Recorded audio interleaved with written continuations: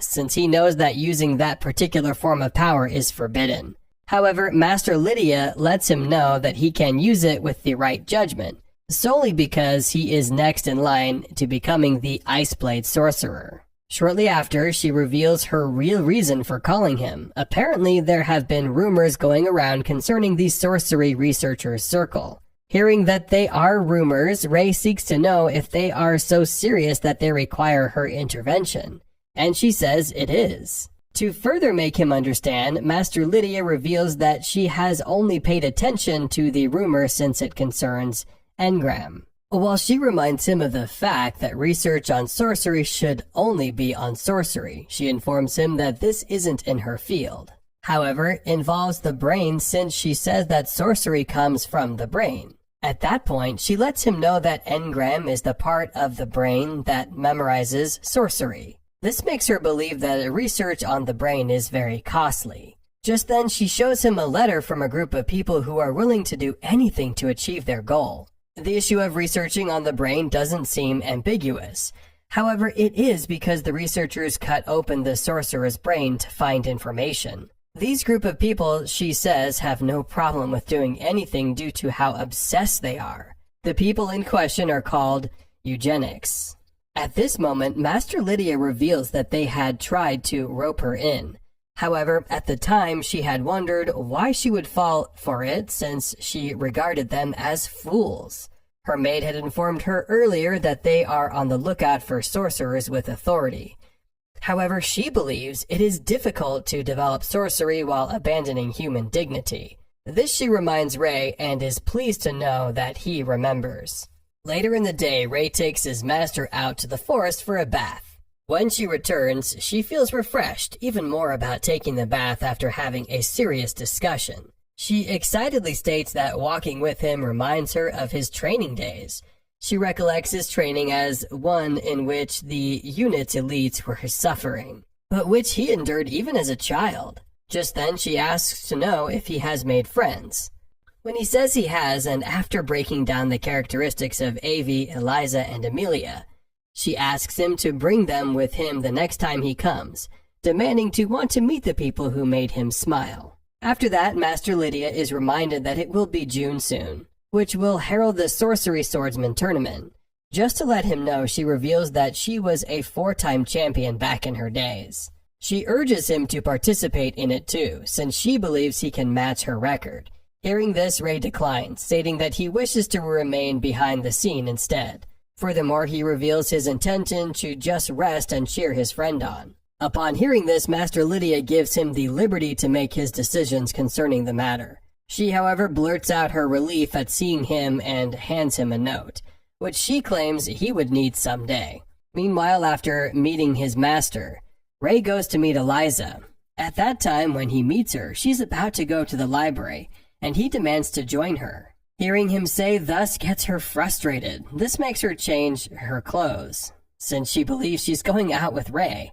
Coincidentally, Eliza seeks a book talking about engram. When the two spend time reading, Eliza is shocked to see Rei read a romance novel.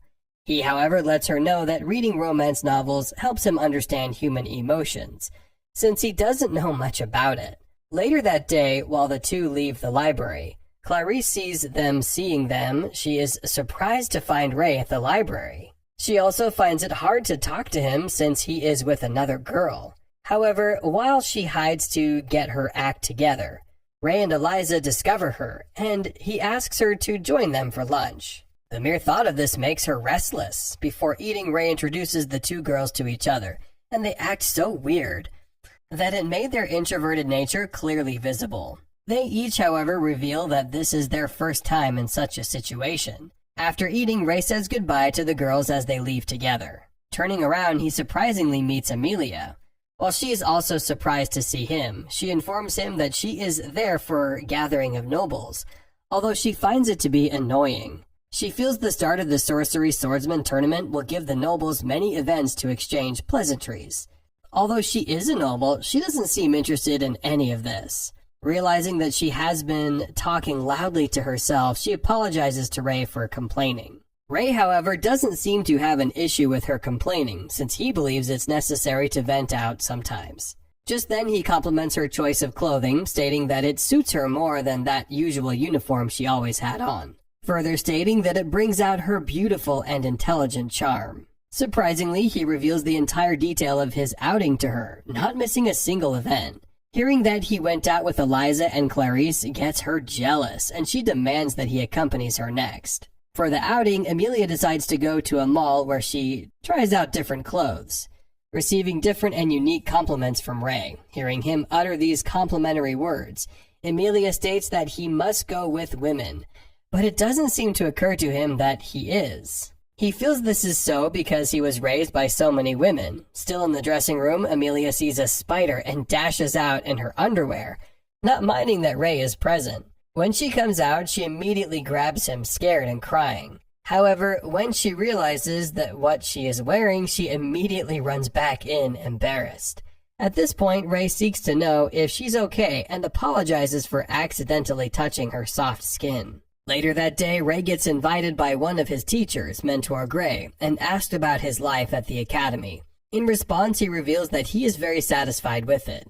Just then, he seeks to know if something is wrong. This prompts Gray to blurt out the fact that she worries about him, since he is the first ordinary since the academy's establishment.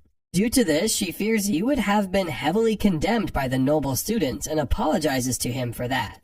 She states that she is working hard to become a sorcery researcher, fueling her desire to care more about students like Ray and taking care of them in order not to become a lonely researcher. Furthermore, she wishes to become a teacher who progresses along with the students.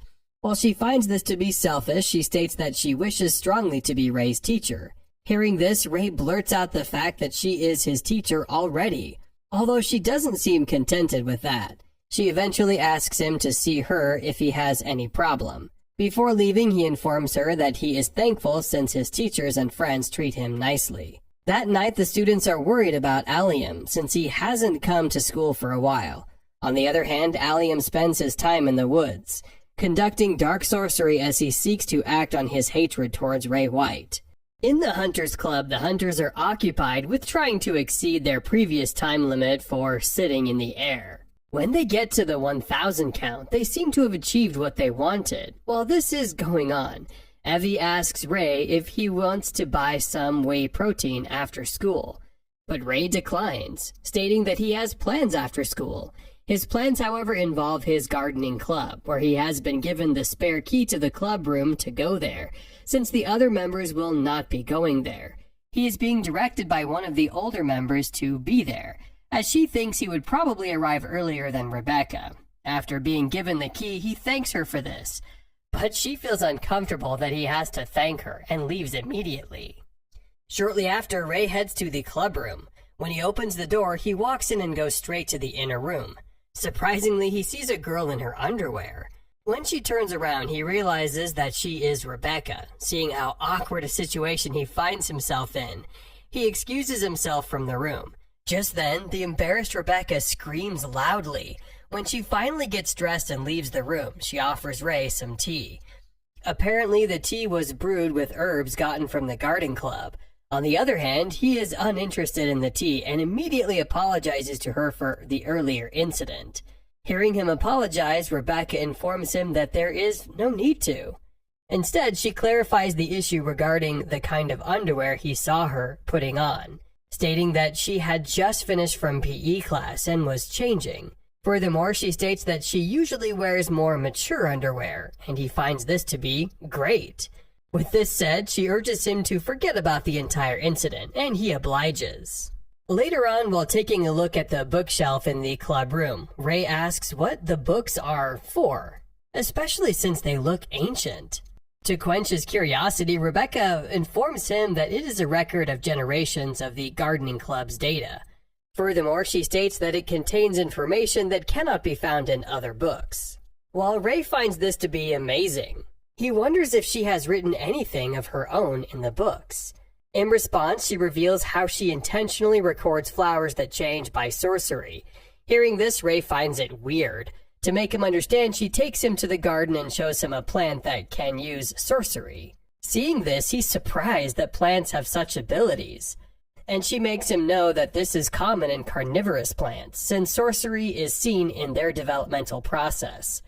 Just then, she informs him about an entry regarding the Marguerite daisy he likes, and he is eager to see it. At that moment, Rei notices the change in Rebecca's facial expression, and when he asks her what's wrong, she states how happy she is to be able to educate him. Hearing her say this makes him wonder if there aren't other members for her to educate, but she states that everyone keeps their distance from her since she comes from the top 3 families.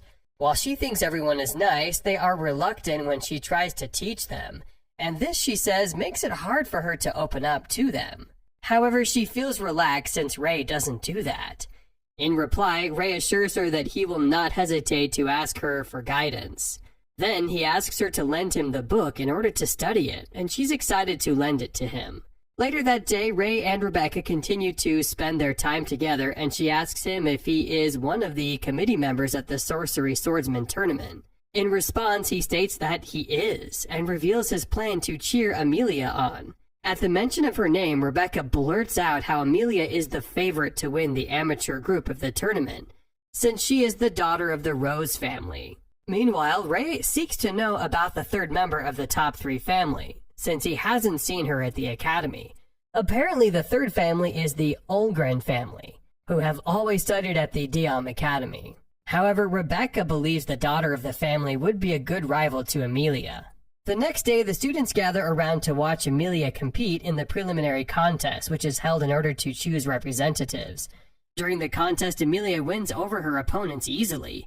Just then, and in a shocking turn of events, she seeks the teacher's permission to fight Rei next. Hearing her say this, some of the students get offended that she would pick Rei. However, they are optimistic that he will be crushed easily. At first, the teacher is reluctant about picking Rei since he is a member of the executive committee. But the determined Amelia decides to challenge Rei directly. Since he has been challenged directly, Rei accepts. When the duel begins, Rei allows Amelia to thrive on the offensive while he defends her strikes. Analyzing her strikes, he thinks they aren't powerful strikes, but they definitely are fast. With how well Rei defended her attacks, Amelia commends him for being good at swordsmanship and real-life battles, especially since he isn't so good at sorcery. If only they knew the kind of power he possessed. She states that this is the reason why she had wanted to fight him.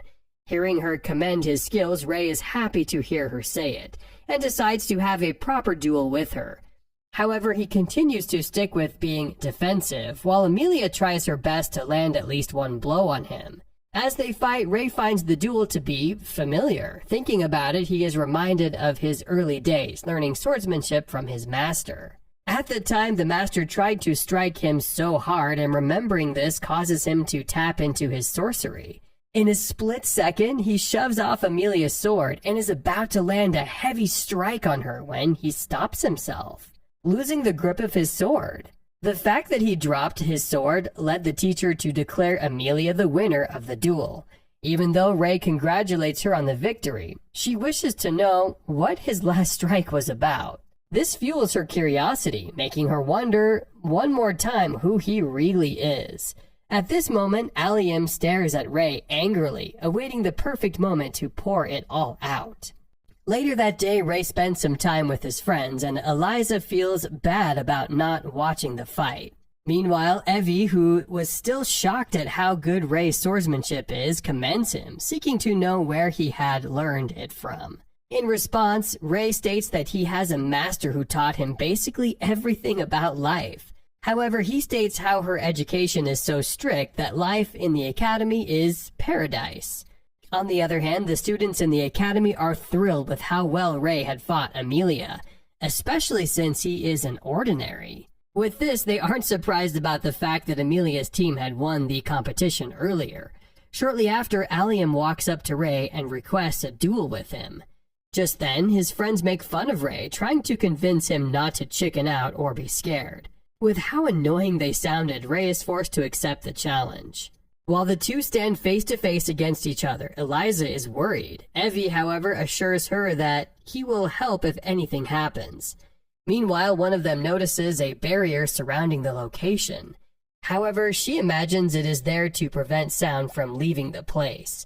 On the other hand, when Rei asks about the rules of the duel, Allium offers him a real sword, stating that sorcery would also be used in the duel. Seeing this, the spectators are worried, but Allium goes ahead to inform Rei about the fact that whoever surrenders first loses. Without wasting much time or giving a warning, Allium charges angrily at Rei. Fortunately, Rei dodges his attacks and goes to pick up his sword. While the fight is going on, someone in a cloak is settled on the branch of a tree, watching them. Meanwhile, Allium is pissed at the fact that Rei doesn't attack, but only defends himself. Due to this, he orders Rei to come to him. Seeing Allium in his state makes Rei bothered. Allium, on the other hand, is so obsessed with winning that he opts to use both sorcery and swordsmanship in the duel. He is determined not to lose to Rei, who he knows to be only physically better.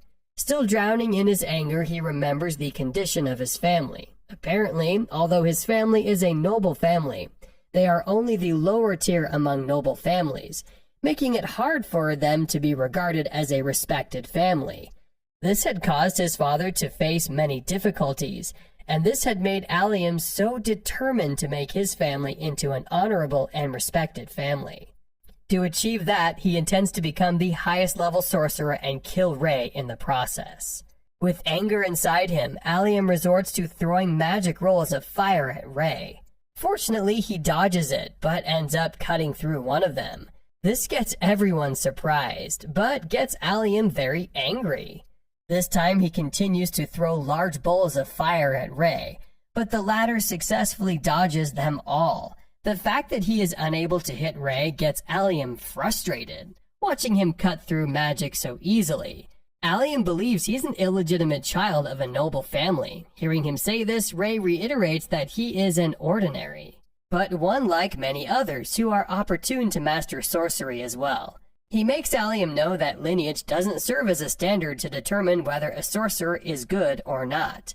This makes Allium angrier than he already is, and he strikes Rei with a very powerful sorcery called the Blazing Dragon. While this is expected to be fatal, Rei cuts through it as easily as he did the others. This served as the icing on the cake for everyone who witnessed the duel, as they got to realize just how strong Rei is. This time, Emilia demands that he tells them who he really is. Just when he's about to do so, a magical presence floods the area, causing all the other students to fall to the ground helplessly. At that moment, Rei turns around to see the being in a cloak walking towards him. While approaching Rei, he states that every one of them will be sacrifices and urges them not to be sad, since they will be contributing to the development of sorcery. In a shocking turn of events, when the being reveals itself, Rei sees that it is his teacher, Miss Gray. Before going up against Miss Gray, Rei promises to tell Emilia all she needs to know about him once he's done with the current situation. Seeing his teacher makes all Rei's thoughts make sense. He reveals to Miss Gray that she is eugenics, whose objective is the student's engram. He reminds her of the fact that she had informed him about this earlier when she talked about the expelled students. Hearing him say and remember this impresses her, and she now is even more interested in his engram. At this point, Rei realizes that she has wanted to kidnap students using the training in the Kafka forest, and had been the one who controlled the monsters that weren't supposed to have been there in the first place. Once again, Miss Gray is impressed with how right his thoughts are. She further reveals that she has conducted the training every year to serve as a worthy excuse to make students go missing. This granted her the chance to play the pitiful teacher with no one ever suspecting her to be the culprit. With all she says, Rei assumes she had also led Allium to do what he did.